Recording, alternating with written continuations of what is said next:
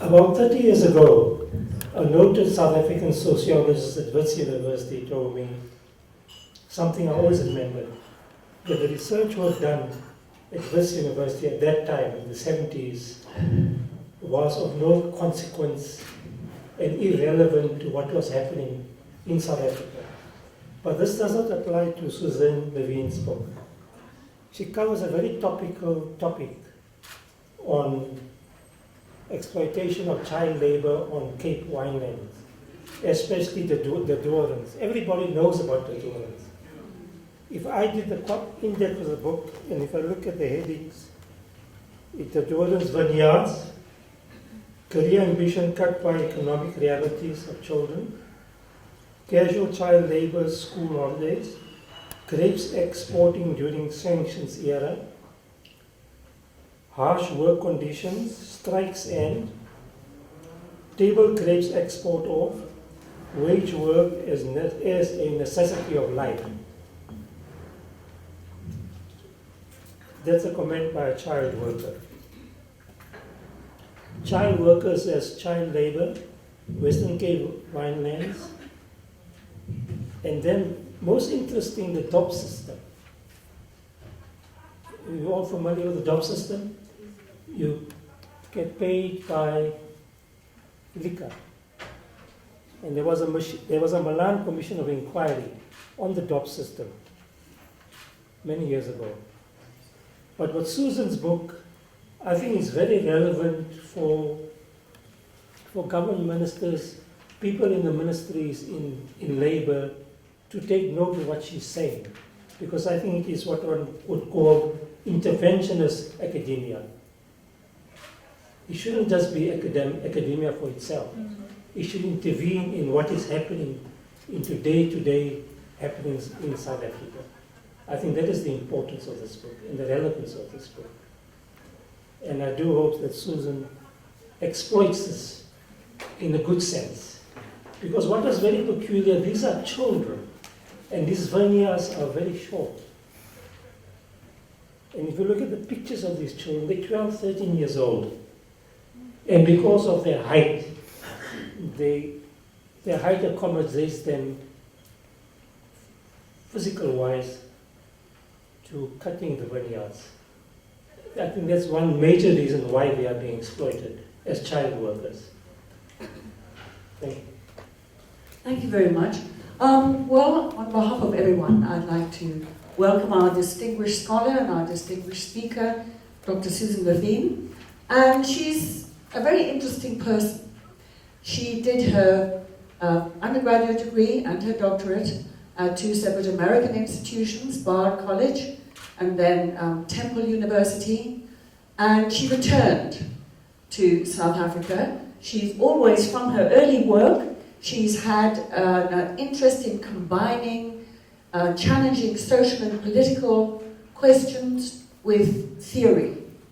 She's combined the two in her work, always. And now, as a senior lecturer in the Department of Anthropology at the University of Cape Town, she's continued this in her present study. She reminded me, because I wrote about protest songs at some point in my life. Not yesterday, but a few years ago. And she wrote her master's on Toy Toy, which is extremely relevant. If you look at the stuff that's going on YouTube, on what's happening now, there's lots of Toy Toy and Mix-It and different things going on. So it's very relevant still. But the book that she's come to talk to us about today is a remarkable book, Children of a Bitter Harvest. And she's one of those academics who becomes well known, writes a lot, but doesn't forget the really raw, sharp issues which she brings into her work. And that's exactly what she has done with Children of a Bitter Harvest. I want to hear what she has to say, and then I'm going to ask her a few questions, and then you're going to ask her a few questions. So, welcome to Susan Levine. Thank you. I'm just going to pinch myself quick. First, I just wanted to thank Theodora. Where are you, Theodora?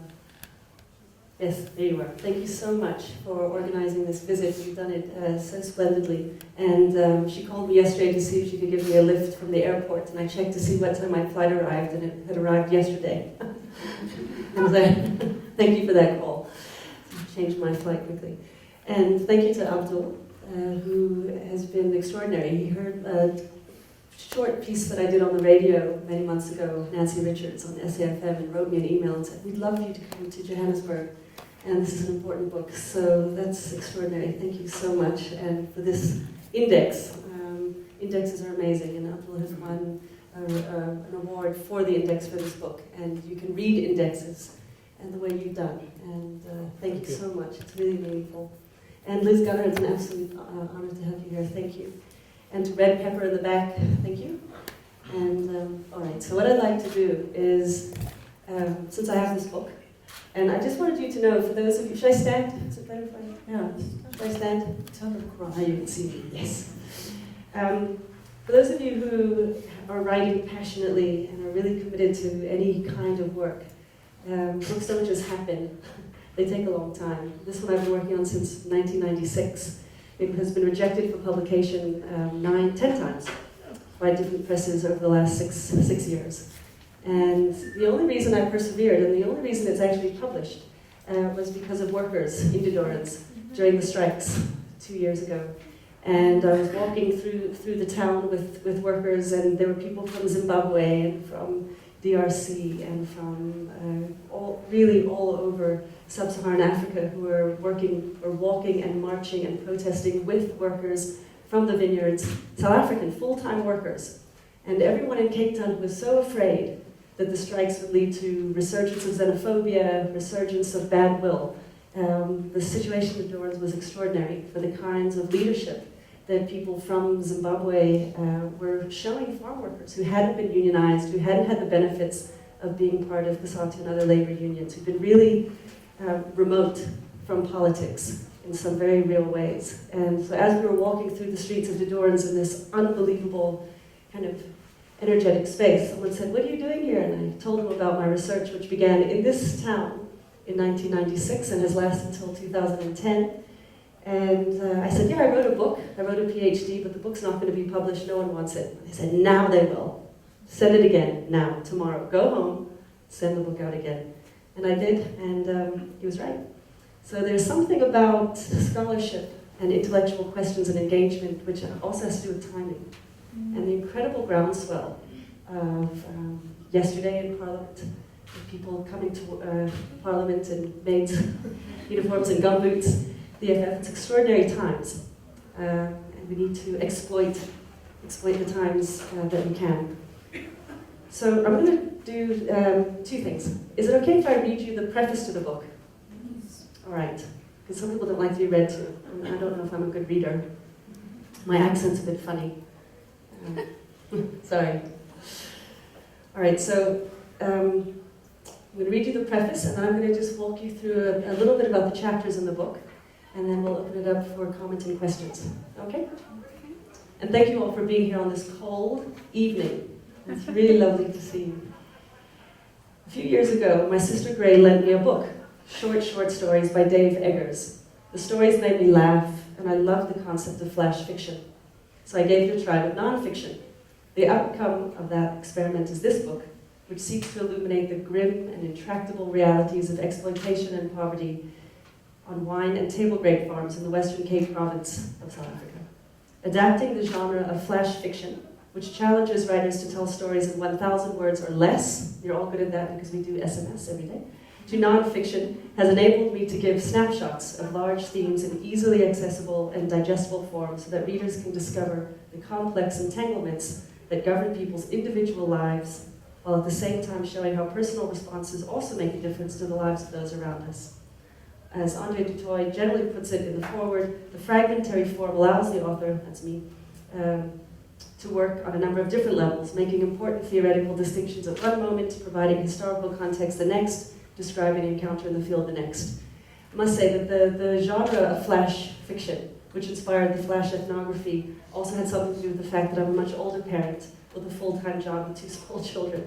So the idea of sitting down and writing the kinds of very detailed, lengthy ethnography, which takes the kind of time I didn't have, also lent itself. So every day I set myself the task of addressing one issue, whether it was the dock system, whether it was slavery at the Cape, whether it was... do you know that the grade A grapes that are exported from the Durans are shaped like what? Do you know what the shape is? When you see those fabulous grapes of bunches of grapes on the cover of foodie magazines, do you know what the shape is? Africa. It's the continent of Africa. If your grapes don't look like the continent of Africa, they're not grade A, they're grade B. So the sort of, it's backwards, I'm dyslexic. Okay. And what the young children did is to stand underneath those grapes and make sure that they were pruned perfectly to look like the continent of Africa, which makes the neck and the back, and if you look at health outcomes as one of the PhD students, certainly that's one. All right, that such a longitudinal study of child labor has ended up in fragments is something that I could not have anticipated, but here it is in pieces. So I'll just tell you about the book. So the book is made up of over 100 short fragments from the lives of children living in Rawsonville, which is a town about 1 hour from Cape Town. It's through a tunnel, which is called the Huguenot Tunnel, and which was built now more than 45 years ago, which connects sort of the Franschhoek-Stellenbosch area with the higher area up in the mountains. So that's the one area in Rawsonville. And in Rawsonville, it relies mostly on full-time family-based labor. Afrikaans-speaking so-called colored people who live on farms permanently. That's one form of labor. And children's work in this region was mostly unpaid, it's unremunerated work that was done under the auspices of helping family. So it was subsumed within the domestic economy. Children would come home from school and they would help in the home, help with cooking, make a fire, go to the vineyard for a few hours. And so that little piece of value that children contributed, which is in fact not so little, and in terms of economics, one can actually give a numerical, a financial, you can create an economic model for how much money or how much profit children are producing, but it's very much masked in terms of domestic work. Okay, so I'm going to skip a little. Writing this book over a decade has felt a bit like being trapped between a looking glass and the world, neither inside nor outside but between, and needing to hold the past, its children then and now adults. There is also a new generation of farm children born after the end of apartheid and with an exceptional body of legislation that is meant to guarantee their rights to healthcare, education, and a life free from exploitation. Yet the majority of children in post-apartheid South Africa continue to occupy marginal positions in relation to the ideals of democracy. The situation now is so confounding and paradoxical that I have until very recently been unable to translate children's worlds into words. And in this place of non-writing, I found comfort in the words of James Agee, who wrote in Let Us Now Praise Famous Men, which if you haven't read it, is an extraordinary book about the Great Depression in the United States. If I could do no writing at all here, it would be photographs. The rest would be fragments of cloth, bits of cotton, lumps of earth, records of speech, pieces of wood and iron, files of odors, plates of food, and excrement. Agee chronicled the materiality of poverty during the Great Depression in the United States. Ironically, far from offerings of lumps of earth, he leaves behind long passages detailing everyday life during the Depression and his guilt at representing forms of deep inequity. In this sense, ethnography, which is the discipline that I belong to, anthropology, is like archaeology, an archaeology that bears an anthropological footprint on the material world. Okay, I'm not going to finish too much. All right, so the book is broken up into a number of chapters. And the first one historicizes child labor at the Cape, after introduction. And it begins with a passage. My main fieldwork was done in Worcester, and the township there is called Zwelathemba. And right behind Zwelathemba, there's the Clay Place Museum, which is a museum that traces the history of the Afrikaans farmers that settled in the area. And in that library are Jan van Riebeck's original diaries, which are extraordinary. They're housed way at the top. So they're all there. And so in the early months of my fieldwork, I went and I had a look, and I found this passage, which has in fact been cited in other places by Charles van Onslow, the historian, but I hadn't known about that at that time, so I thought it was an original find. It's an amazing passage. 17th of April, 1658. This morning, beautiful, clear weather. We have begun to make preparations for the establishment of a school for the company's Angolan slave children from the Amersfoort. Sorry, the pronunciation to you. School will be held in the morning and afternoon, teaching them correct Dutch language. To animate their lessons and to make them really hear the Christian prayers, each slave should be given a small glass of brandy and 2 inches of tobacco. A register must be established and names should be given to those who do not have any names. Within a few days, these slaves will be brought under a proper sense of discipline and become decent people. This template, this passage, became a lens through which to try and tease out all the levels of education that was linked to the farm schools. They were quite pernicious holding spaces for children. They weren't being taught terribly much on the farm schools. And if you read Beverly Greer's work in Zimbabwe, which is extraordinary, she also has a fantastic piece called Earn As You Learn, and also a new book called Invisible Hands. And she charts the history of these farm schools as places where children were being schooled to some degree, but really, at the end of the day, the outcome was so that they would be continue to repopulate the labor force on farms. Reading Beverly Greer's work and taking into consideration the kinds of histories of farm schools, and then linking it back to this early relationship between education and labor, took me back to read Marx, Volume 2, which traces the factory schools and the ways in which children were both workers and schooled in the places where they worked. And in reading through Marx, rereading, interrogating the factory laws, which were responsible for challenging the child labor laws for very complex reasons having to do with competition with adult labor and probably less to do with children's rights than other kinds of political and economic reasons of the time. Much later in South Africa, in 1996, when South Africa was adopting international policies to regulate child labor, the same kinds of reemergence. The child reappeared as a potentially dangerous, the child worker emerged as a dangerous figure in South Africa. And it's very interesting to read across history that way. So this passage signals the role of education. It signals the use of liquor to yoke people to work, which became called the DOP system. In 1921, with the discovery of diamonds, here somewhere, Witwatersrand, Kimberley, the DOP system became much more precise in 1921 as a way to hold workers in the Western Cape to farms when people were wanting to migrate north to work. And so it became a very regulated system. Workers would get a DOP 9 o'clock, 11 o'clock, 1 o'clock, 2 o'clock, at the end of the day, a relatively big bottle of, they call it papsak, big bottle of wine. And this is still ongoing on farms. They call it gifting, or where farmers have stopped the DOP system, younger entrepreneurs, in fact, Rian, one of the young boys who I worked with, he's grown up now, he's 22. He's got a very successful shebeen just off the farm where workers go to buy alcohol. So while the DOP system was made illegal, there haven't been many interventions to cope with the legacies of alcoholism. Western Cape has the highest rates of fetal alcohol syndrome, again, talking about health. So again, going back to this passage, we see the early, Pamela Scully, historian, has an extraordinary edited book called Liquor and Labor at the Cape, which traces out these histories. So we have the DOP system, we have the role of education, tobacco.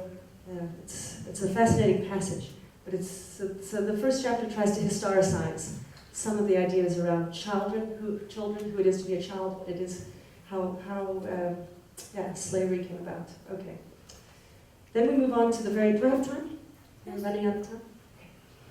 Then the first ethnographic chapter in the book is called The Boys from Allowal North. This was a story, I don't know if any of you are familiar with Pamela Reynolds' work. She's an anthropologist. She's just written an extraordinary book called War in Worcester, which is, she conducted her research at the same time, in the same place, which wasn't coincidental. I was in Cape Town, and she knew I was interested in child labor, and so she called me. She said, Susan, there's a case here in Worcester. I think you should come up.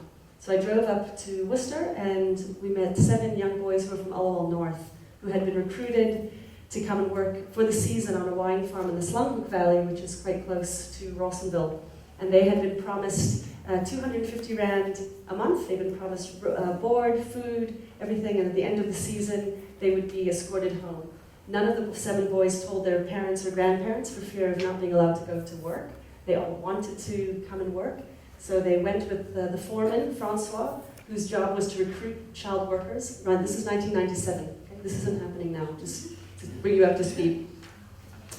Since 2003, with a terrible accident in Syria with a young girl losing her leg in a tractor accident, the penalties for child labor have increased quite immensely since then. So you really don't find this kind of child labor now in the Western Cape. There's other things happening, which I'll tell you about, that you know about. So these 7 boys had been recruited. When they got to the farm, they were set up with a farm shop account. They had to buy overalls, they had to buy food, they had to buy kerosene, they had to buy blankets, they had to buy everything. They had no money. And so from the day that they started working, they received a slip of their debt.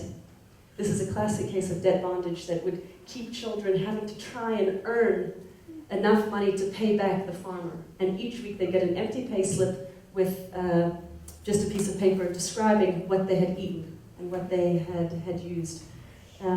So this is sort of the ultimate form. Marxists will call this super exploitation. This is beyond the ordinary kinds of exploitation.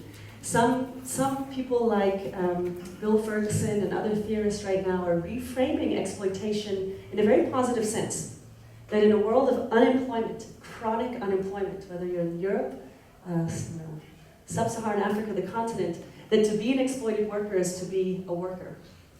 Is an enviable position. And so the concept of super exploitation has emerged almost as a way to counteract the movement to see the exploited worker as having a viable presence in the economy, as opposed to an underclass that's unemployed, chronically unemployed.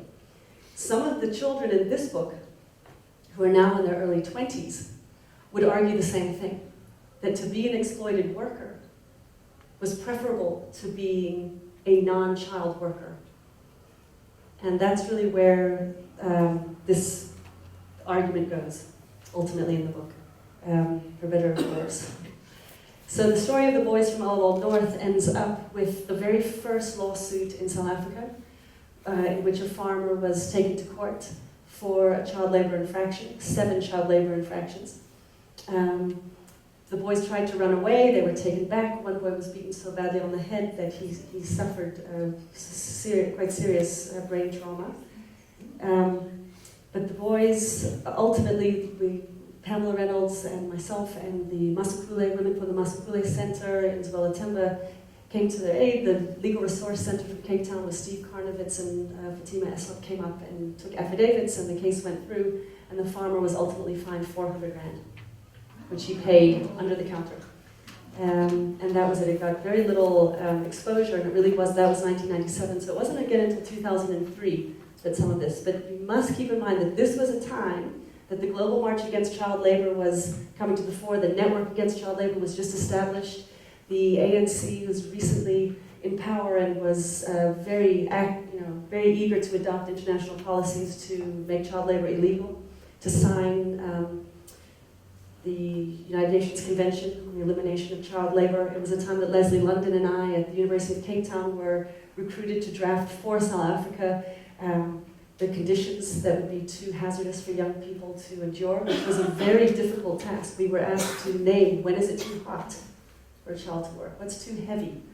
When is the day too long? So this was a very generative time in 1996, 97, 98. 99 around child labor issues. Oprah had put it on the map as well. And then came this moment of realization, this ethnographic moment. So anthropology is one of those disciplines that if you don't get shocked in the field and have your mind switched, you're probably not doing good research. You're probably not doing good enough research. And so there I was, I thought to be part of this anti-child labor movement.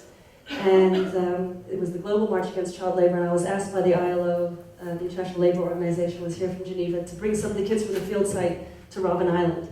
And I went to the farms in Rawsonville, and they said, no, you can't take the kids from the farms. They're not going to Robben Island. I went to Zwela Timber.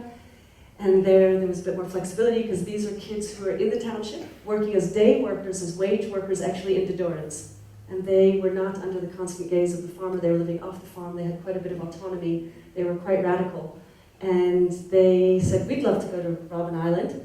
It's so exciting. So we went on the bus, went to Robben Island. That night the ILO members of the ILO put out huge sheets of paper and gave everyone pens and paints to paint Stop, Stop Child Labor, which was the big chant. And they looked at me, Susan, what are we doing here? We need our jobs. We don't, this is not a campaign that we can sign up to. And there were radio stations there, Cape Good Hope was there, and someone else. And it was one of those light bulb moments when I realized, wait a minute, let me stop and think more carefully and more critically. So the book begins to tease out some of the ramifications of what it means to live in a country as a young person when the minimum wage was so minimal. This was even before the 69 rand a day minimum wage was established. So you had very sliding scales from, I can't tell you, from 25 rand a week up to 90 rand a week, up to sometimes this process of debt bondage where you had so much debt at the farm shops. So these wages were important though for people, and the young kids in Swelatemba in particular could make 1 rand for cleaning a stalk of grapes. So if they cleaned 30 stalks of grapes, it was 30 rand a day. It helped to pay for their school books, their school shoes, their Christmas gifts. So for them to be marching in a march that undermined their own agency as young workers, they felt that was quite anathema to their experience. And so we had some contests and some challenging times. And I ended up going to the Department of Labor back then and testifying with some of the kids that this probably wasn't the best policy to be going through right now unless there was a significant wage increase. And here we are in 2014, and we've just gone from 69 rand a day to 105 rand a day on farms. That's where we're sitting now at 105 rand a day with the sort of casualization of women's work. Children are pretty much expelled from the workforce. And so it's a very different kind of political economy, a very different kind of terrain that's now driving the wine industry. Farmers are being positioned by the media, and I can, in this book, demonstrate that it's a huge amount of sympathy in the global market towards farmers who are grappling with a weak rand in a very expensive industry. So we're in difficult, challenging times. Okay. Let's just read you one little passage from a young girl, just to give you a sense of what she experienced when she went to the vineyards. It was my first day of work. I took some grapes, put them into a sack, and brought them into the open lorry. I didn't think that I was doing anything wrong. I wanted my grandmother to taste the grapes, so I cut a bunch at the end of the day. The old man, the driver, checked in my bag and found the grapes. He shouted to the farmer in his walkie-talkie. The farmer instructed the driver to fire me and everyone else in the lorry, because now he didn't trust anyone. We all lost our jobs. There were about 50 of us. We were lucky because it was only 1 week before school started, so we didn't miss on too much. For the adults, it must have been terrible. The next year, we went to a different farm. And then I'll just read you the endnote, one of many endnotes. Campaigns to end child labor are critical for making visible one of the least visible sectors of the global labor force. But at the same time, it is critical that the hegemonic forms of these campaigns do not distract public attention away from the larger sea of economic inequality that underpins child labor. For eliminating child labor will not eliminate the conditions under which such desperate practices take hold. This takes us full circle to where we are now as a nation, with burning vineyards, intensified strikes and unrest, and with talk of farmers' ultimate fear, that of losing everything that was given to them by God, the very land of their undoing. And so, just to leave with one more thought, one of the things that I wanted to do in thinking about children and childhood and child labor is to examine that very slippery space between who's protected and who's not protected, between being 15, an illegal worker, and being 16, a legal worker, and looking at how tuberculosis and other forms of eye infections, lung infections from living in cold places, living places with insufficient ventilation, There's one flash. No, not that one. Not that one. But in these spaces, these geographical spaces on farms, you have excessive, quite not always excessive, but you have two worlds on one space. And whether you're 15 or 16, or 2 or 20, somehow there's international and global attention to the child, but what happens to the adult? And so part of the book is also an exploration around the social construction of childhood in terms of framing human rights and a built-in critique to that. Okay, I can't find this last book. You guys all okay? Just depressed. Getting there. Okay, I'm not going to find it. I love it. Well, you'll have to look. I think that should be in the library. Do you know where that flash is? It's about the space. Let's see. Towards the end, isn't it? Oh, I think it's, I know where it is. It's in the Rossendale chapter.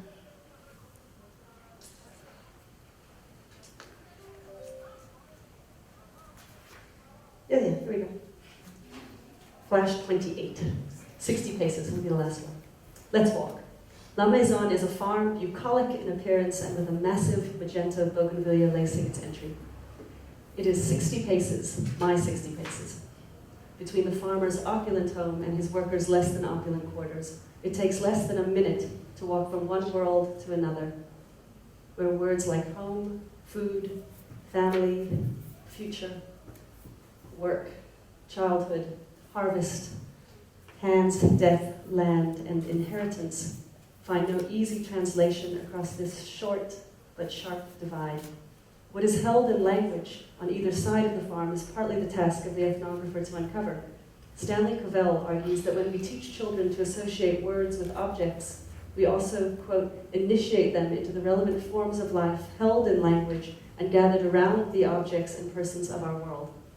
If I were a social linguist, which I'm not, and I really wish I were, it's my favorite other discipline, I would develop a dictionary that captured the senses of words as they are lived across the worlds of children on either side of the 60 paces. Thank you.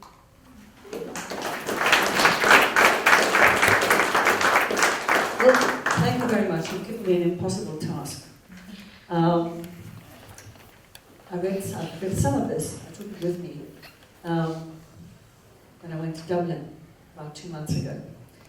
So I read it in Dublin, in Ireland, which of course has its own history of child exploitation. So you can travel the world, but you take the same problems and questions with you. I want to ask you a few questions. First of all, no, you sit down. I'll just stand up. I want to ask you about your methodology. So when you constructed your flash fiction, did you take it, and methodology is terribly important. We all have to get on methodology kind of in some kind of order, otherwise things get kicked out. So did you take the extracts that you've given us, did you take them from interviews that you've done, or did you creatively use material from interviews? That's the first question. Okay. Oh, I'll write these down. Wait. Okay. The next question is, well, you said why flash fiction, but I'd just like you to expand on it again, because it's actually a very interesting idea.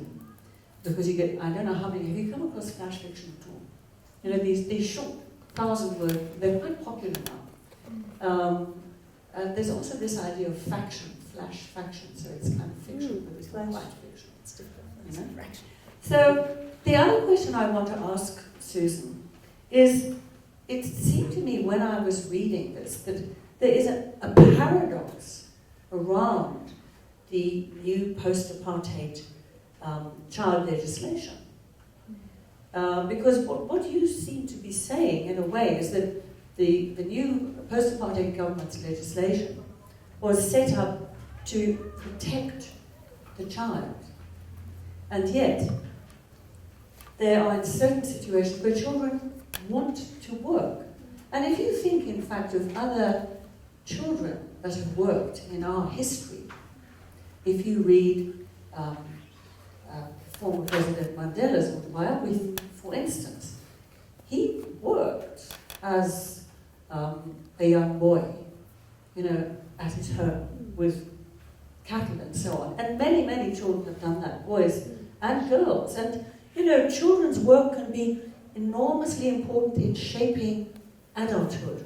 So, what is this paradox, is in a way you're presenting in this work, which says that the government's legislation is admirable, but at the same time, it's kind of not quite working. So, let me put that out. And the last thing, how innocent are children? Not at all. Great questions. All right, I'll stand up. So the first question on methodology. Well, I guess that's a two-pronged question. One is the writing of the book, and the other has to do with, I interpret it as how I did my fieldwork. So I think we're just going to take the gap and do both. So how I did my fieldwork was how every good, I could say good anthropologist, because I'm a teacher, terrible. How I chose to do my ethnography was to move into the town. I lived in Rawsonville, and I hung out. There's actually a technical term now in anthropology called deep hanging out. It's true. Have you heard of it? Deep hanging out. Jason Summich coined it. So I lived in Rawsonville for 3 years, and I just interacted, and it's called participant observation. And I went around my work, I volunteered in an advice office. I spent time in clinics, I spent time in schools. I made it impossible for people not to love me, absolutely. And gained the trust of farmers and children and all kinds of unexpected people. I hung out at a place called the Calabash Bush Pub, which is where all the farmers used to gather most evenings and get terribly drunk on Castle and Lion and talk about and bemoan about the new politics of the ANC. And I found all kinds of extraordinary stories. When they found out I was Jewish, they thought I was a soulmate, a Buddha Yid. Apparently, my Jewish ancestors had sold them seeds as Jewish merchants in Worcester. And how my mom didn't tell me that my grandfather had lived in Worcester after having left Leeds, I don't know. So all of a sudden I was in a place where I began tracing back my own genealogy right to the place where I found myself doing my PhD research, which was quite extraordinary. My grandfather was a child worker in his cousin's factory. There were 9 children, very poor. And when he was 17, he said he was going to take all of his younger siblings out of factory work. And it's not quite clear to me how they managed to get passage to South Africa, but they did. And so having grown up with stories about child labor and my grandfather's experiences from my mom, there was something that called me to this particular work. And when I found out that Joe Simon, my grandfather, was actually there in Worcester, it was extraordinary. So the methodology involves living in a community, traveling quite a bit between Rawsonville, Wellitemba, and Durance, which is about 60 kilometers in distance, and then Slumhoek. So I had a horse. How romantic is that? And I used to ride on the horse through the vineyards. It was kind of a childhood fantasy. Anyway, but other than that, that was part of the methodology, doing life histories, economic household surveys of over 300 households, just really talking and listening a huge amount. And then doing huge amounts of reading around histories, both in Ireland and globally. So these are really global questions around child labor. They're locally nuanced, they're reflected, of course, by history, but these kinds of broader questions are global in reach. And okay, so that was part of the methodology. But in terms of writing, I wrote the PhD. I finished it in 1999, and I have been sitting with it and publishing academic pieces from it in critique, quite dense, Marxist, very theoretical engagements with what is a child, looking at the law, legal anthropology, trying to deepen a sort of theoretical analysis of South Africa and labor and the wine economy. And they were really well received in academia, I think. To some extent, I used them in teaching. But the kids on the farm who I worked with weren't particularly interested. And so what I really wanted to do was to write a book and to make a book which was visually maybe exciting for them. So there's lots of photographs of them as adults and some of them as kids. And it's full of paintings, because my initial deal with farmers was that I wouldn't take photographs in the field. This was at a very difficult time in terms of South Africa's reemergence in the global economy. The last thing farmers wanted was an anthropologist snooping around taking pictures of working children. So I asked an artist of mine to come to the field, and she painted a number of portraits. Not all of them made it into the book, but the kids know who they are. And so I wanted to write a book that they could read and that they would love. So part of the methodology was thinking about what it might mean to be a public anthropologist, what it might mean to write for a popular audience. And so far I can honestly say that the best feedback I have received is from the woman who works at my daughter's school. She's the aftercare, what do you call it? She looks after the kids after school. She likes the book, so that was important. But in terms of how I did it, I took my dissertation, which had all the interviews and all the analysis, and I read through it very carefully, and I chose stories that I wanted to follow up with young people now, between 2008 and 2010. So I extracted passages that I knew I could get back to those people and find out what was happening now. And so I worked through my dissertation, pulled out stories that I thought were important to retell in a more accessible way, and that's how I started stringing the flashes together, and then going and doing follow-up research. That's the methodology. In terms of the paradox, in terms of flash fiction, I think that's sort of the outline there, is just to try and create an accessible place. You can open it anywhere, read a short passage. It has references in the back and a wonderful index, and you can follow things up. And then in between some of the flashes, if there's a concept like a hodological space or exploitation, I've tried to write another flash explaining what the concept is, so that it's quite accessible. But in terms of this paradox, absolutely, it is a paradox. This is also called the laws of unintended consequences. So with each piece of legislation that was meant to have had a positive consequence, there have been unanticipated consequences. And the child labor law certainly is one. And so what we're finding now in Rawsonville in 2014 is that young people who've lost their ability to have employment on farms are finding other ways of making a living. So they are working on the truck route as sex workers up on the N1. We have in the last 4 years the very first cases of HIV in the Western Cape on farms. People are selling tick, there's dacha, there's informal shebeens.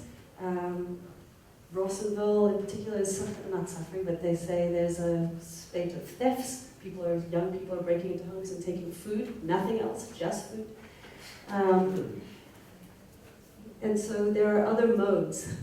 But these strikes that have happened now are in response to very real economic poverty on farms. There is Women in Farms and a vibrant NGO. There are agricultural unions that are trying to put this across.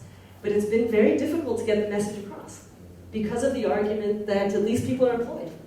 So the paradox there is that there is a legal framework to protect children, but that very framework, without a very real restructuring of the economy and really thinking about redistribution of land and wealth, it's likely to fall flat. Any kind of progressive legislation is likely to fall flat until one really rethinks what it might mean to earn a livelihood on farms. Thank you very much. Thank you. Well, what we can do now is have questions, please. So if you put your hands up. Anything? Where this could go? How it impacts on your own experience, work experience, life experience? Any questions? Don't say you're also shocked. I can't believe you're timid. There's a question at the back. No, I just want to know, when was the last case registered for child labor in that area?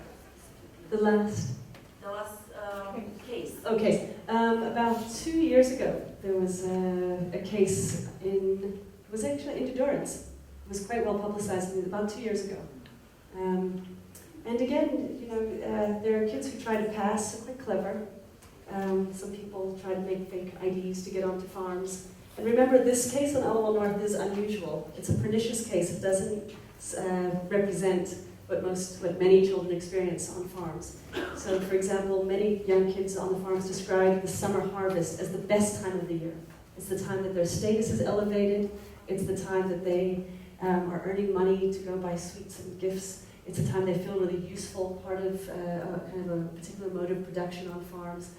So the particular kind of gloom and doom story needs to be rethought. So, but the last legal case was about 2 years ago. Anyone else? You have a question, I just know you do. I wanted to ask, okay, as an ethnographer. Yes. Perhaps you should say who you are. Oh, I'm Himani, and I'm from Himani Joshi. I'm a lecturer from anthropology at UJ. I recognize you. Yes. From asthma. Yeah. As an ethnographer, being an activist and an agent in the field, how did you feel at that point when you realized that you were almost fighting for the children, but you're fighting for something that they might not want? At what point did you realize that in your research, or was it something that you were always aware of, in terms of them wanting to work? Oh, I see. Okay. When I was on the island, no, I just thought it was a very kind of, it was fascinating because there's been a wave subsequently of scholars at Oxford who are beginning to look at the beneficial aspects, the beneficial aspects of children's work. So it was right at the beginning of a crest of an awareness around the global campaigns of children working. But the contradiction is that, for me, what the paradox or the conundrum really was that shouldn't necessarily be the end point. Right? That shouldn't be the end point. So, okay, let's just keep children able to work. Right? So the argument is, well, work has beneficial aspects of children's lives. So that could be the end of the story. We could rewrite the legislation, and then what happens? That sort of supports, just continues to support continues to support capital in a very precise kind of way. So the question is, what is the vision beyond that? So in the book, the children say, we don't want to work. We don't want to work. We don't find pleasure in work. We need to work. So I think there's a difference between need and want. An ability to recognize that possibly the desire to work is important for one's everydayness, survival, but at the same time there was a desire for other things. So part of what the book does is to chart children's dreams and desires to be school teachers, to be doctors, to be the long road drivers, to be all other kinds of stories that children tell in this book about their aspirations. Some of the aspirations were simply not to drink alcohol when they grew up. Some of their aspirations, there were multiple and ordinary aspirations that kids have. So what happens when work and poverty is inserted into those ordinary aspirations? That's really what the book. So the awakening for me was not so much an awakening, but it was the complexity. It was really the complexity of the tensions that are over-determining agency in these contexts. Has anyone got any strong views on whether children should work or not? I mean, does anyone here really think that it's important that children work and are paid for what they do, for their future life? Ah, right. I don't want to say anything because I got a bit emotional. Firstly, the lady here said how it's important for children to work, but at what cost? Like, if I can ask firstly, what race were those children? I'm not trying to be racist or whatever, but I believe that most of the children who worked there were colored. And now you have white children who belong in the same farm. They go to proper schools. They don't get fed whatever they were being fed and alcohol. So for me, it's a real issue that, like, I don't know. Maybe you can answer me on that. At what cost? If every race could go in that farm and work, then it's fine. But now, if it has to be a certain race, not to be racist or anything. Yeah, absolutely. That's the question. So on these farms, the children in Rawsonville were colored, and in Zwelathemba, black. So I'm going to read you something that exactly highlights these questions of racism, because I think you've just absolutely nailed it right on the head here in terms of work. Who works? Who's spared and who's not spared from work? That's really the question. As a child, Hendrik played with the white children on the farm, and he formed an especially close friendship with the son of the farmer. As he matured, he found that his childhood friendships changed, and he witnessed with distress and anger how his boyhood friends became adversarial. He said, "When I look at these farmers, I think how we used to play together. We carried each other around, went to each other's homes, and ate there. But then I think of now. If you want to tell them these kinds of things, they want to fight with you. They keep themselves big, so to speak." One of the farmers in question was named Isaac. He asserted that, quote, "colored people never fully matured. They remained like children." Reclining in his easy chair, he tried to substantiate this idea of arrested development. But the two of us just sat in silence until he said, "Yeah, you know, it is like that." I thought about Hendrik's inverse comment that, quote, "it doesn't take long for Afrikaner children to grow into men, and they begin hitting us." The scenario for me resonated with Bill Nassen's framing of social ties on farms as inherently violent. He argued that ordinary social relations turn playmates into masters and servants, and that the moment when a playmate becomes a master, both worker and master have to change their childhood understandings of race and power. There is a loss of innocence on both sides. There was the question about innocence. A bundle of regrets that Shakespeare, had he been South African, would certainly have found words to capture. In this case, the insidious process of betrayal marked the boundary between men who would inherit the wealth of the land and those who would produce the wealth with their labor. Being part of the same enterprise and yet reaping such differential benefit is one of the most obvious contradictions in the capitalist mode of production. Entwined in this most social of social relations are all the justifications for its retention, and one of these justifications is located in an imaginary world of kinship. With Hendrik's story in mind, I confronted Isaac and found only nostalgia there, nostalgia for his African brother, who never grew up. Isaac held incommensurate ideas that, for him, formed an internal logic, for he was confident when expressing his ideas about the arrested development of his childhood playmates. They simply ceased to mature on an intellectual and moral level. And yet he was, quote, closer to Africans than were most white South Africans. That's what he said.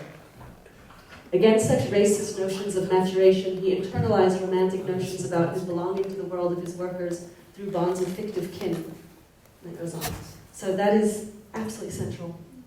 And I think ultimately that's what, these questions are quite surface, right? Because it's the violence, the structural violence on farm around race and wealth that continue to plague. And that's why the debate for me is... Cheers, Abdul.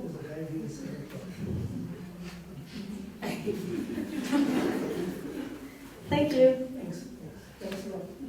And that's why, in some sense, the debate for me is so,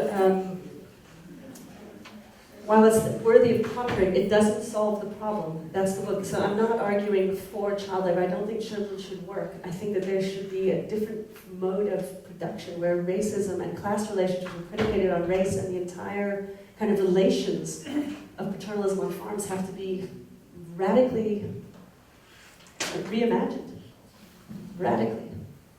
And one way that it will be reimagined will be through mechanization, and that's going to lead to a whole other set of issues in terms of employment and unemployment. That currently is happening. So Well, thank you for your question. the good thing about a book is that you can read it and you can go on arguing with it in your head, and then you can take the argument and you can discuss it with other people. So, what Susan Levine has wonderfully brought to us today is a kind of world, okay, a world of life, a world of childhood, a world of impoverishment, a world of dreams that never came to anything, and we have to think about that, talk about it, and we have to read the book. But now I'm going to ask Nomoya Mahlangu to make her closing remarks. Good evening, ladies and gentlemen. Oh, do you want to use this microphone? Oh, this one. Just wire this one. Good evening, ladies and gentlemen. I would like to thank Dr. Lavinia, Prof. Ghana, for facilitating this event and the wonderful inciting arguments around the atrocities, I think, that took place in the Western Cape.